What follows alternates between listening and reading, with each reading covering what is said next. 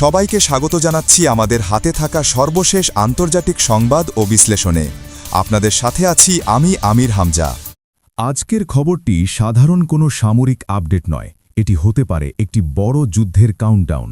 ভোরবেলা পাকিস্তানের মাটিতে নেমেছে আমেরিকার 3টি কার্গো বিমান। বলা হচ্ছে নিরাপত্তার জন্য, কিন্তু বাস্তব প্রশ্ন হচ্ছে কোন নিরাপত্তা, কাদের জন্য, নাকি এটি ইরানের বিরুদ্ধে গোপন যুদ্ধ প্রস্তুতি প্রথম ধাপ? যদি সত্যিই পাকিস্তানের মাটি ব্যবহার করে আক্রমণের পরিকল্পনা করা হয়, তাহলে ইসলামাবাদ এখন মধ্যস্থতাকারী নাকি সরাসরি যুদ্ধের অংশ?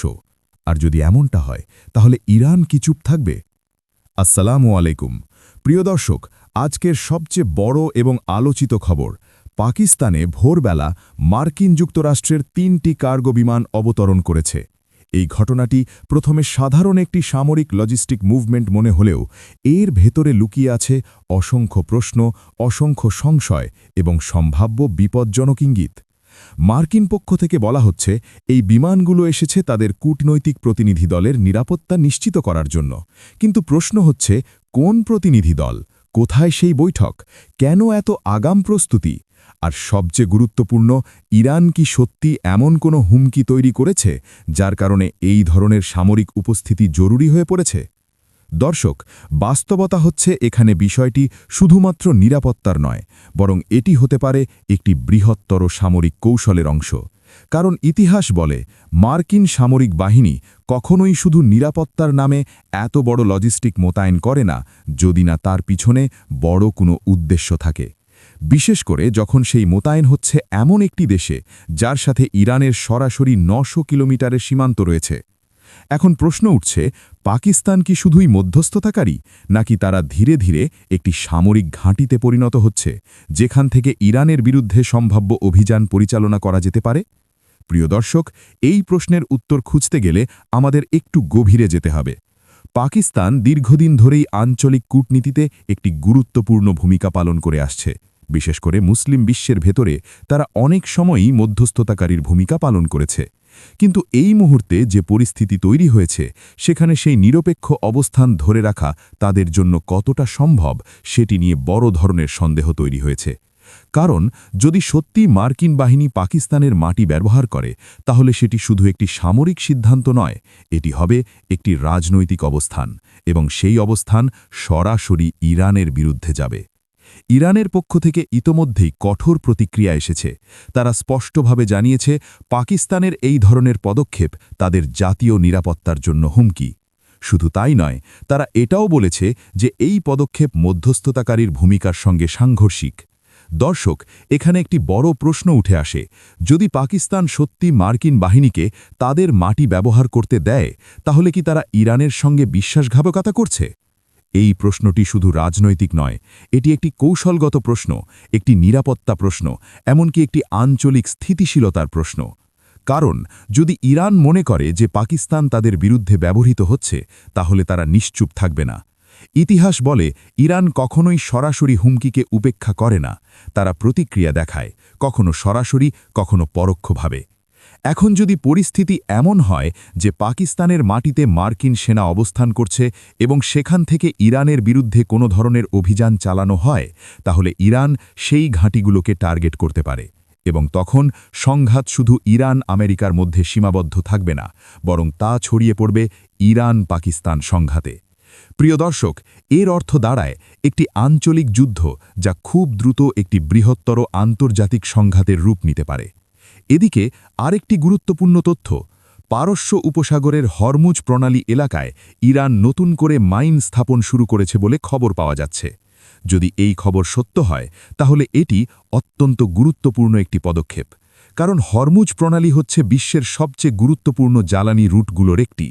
প্রতিদিন লক্ষ লক্ষ ব্যারেল তেল এই পথ দিয়ে পরিবাহিত হয়। যদি এই পথ বন্ধ হয়ে যায় বা ঝুঁকির মধ্যে পড়ে, তাহলে পুরো বিশ্বের জ্বালানি বাজারে বড় ধরনের অস্থিরতা তৈরি হবে। মার্কিন প্রেসিডেন্ট ইতোমধ্যেই নির্দেশ দিয়েছেন, যে কোনো জাহাজ যদি মাইন স্থাপনের সঙ্গে যুক্ত থাকে, তাহলে সেটিকে ধ্বংস করা হবে। এটি একটি সরাসরি সতর্কবার্তা এবং একই সাথে একটি সম্ভাব্য সংঘর্ষের ইঙ্গিত। প্রিয় দর্শক, আজ ভোরে আরেকটি গুরুত্বপূর্ণ ঘটনা ঘটেছে।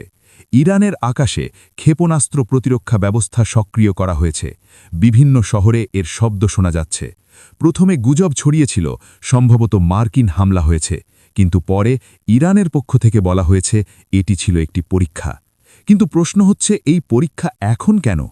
বিশেষজ্ঞরা বলছেন ইরান সম্প্রতি একটি অত্যাধুনিক রাডার সিস্টেম পেয়েছে, যা নিম্ন উচ্চতায় উড়ে আসা ক্রুজ মিসাইল এবং ড্রোন শনাক্ত করতে সক্ষম।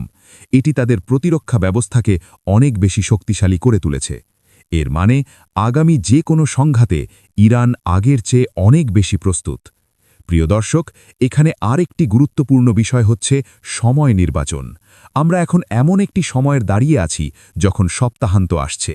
ইতিহাসে দেখা গেছে বড় সামরিক অভিযান অনেক সময় সপ্তাহান্তে শুরু হয়, কারণ তখন আর্থিক বাজার বন্ধ থাকে এবং তাৎক্ষণিক অর্থনৈতিক ধাক্কা কিছুটা নিয়ন্ত্রণ করা যায়।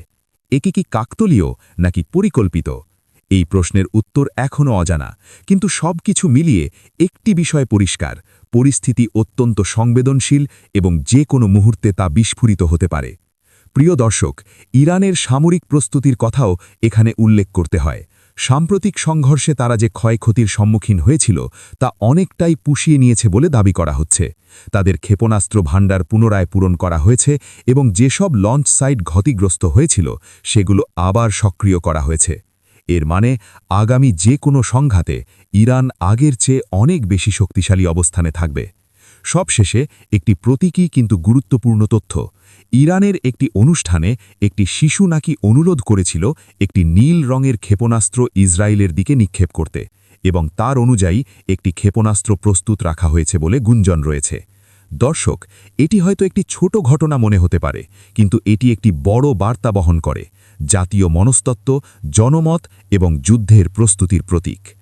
এখন প্রশ্ন, এই পুরো পরিস্থিতি কোথায় গিয়ে দাঁড়াবে? পাকিস্তান কি সত্যি একটি নিরপেক্ষ মধ্যস্থতাকারী হিসেবে থাকবে, নাকি তারা একটি বড় সামরিক খেলায় অংশগ্রহণ করছে? আমেরিকা কি সত্যি আলোচনার পথে হাঁটছে, নাকি যুদ্ধের প্রস্তুতি নিচ্ছে? ইরান কি প্রতিরক্ষায় সীমাবদ্ধ থাকবে, নাকি তারা আগাম আঘাত হানতে পারে? এই প্রশ্নগুলোর উত্তর সময়ই দেবে, কিন্তু একটি বিষয় নিশ্চিত: আমরা একটি অত্যন্ত গুরুত্বপূর্ণ সময়ের মধ্যে দিয়ে যাচ্ছি। প্রিয় দর্শক, আপনারা কি মনে করেন, পাকিস্তানে আমেরিকার কার্গো বিমানের উপস্থিতি এটি কি শুধুই নিরাপত্তা ব্যবস্থা, নাকি এর পিছনে রয়েছে বড় কোনো সামরিক পরিকল্পনা? আপনার মতামত অবশ্যই কমেন্টে জানাবেন। ভিডিওটি যদি ভালো লাগে, লাইক, কমেন্ট এবং শেয়ার করবেন। চ্যানেলটি সাবস্ক্রাইব করে আমাদের সঙ্গে থাকবেন। আজকের মতো এখানেই শেষ করছি। আল্লাহ হাফেজ।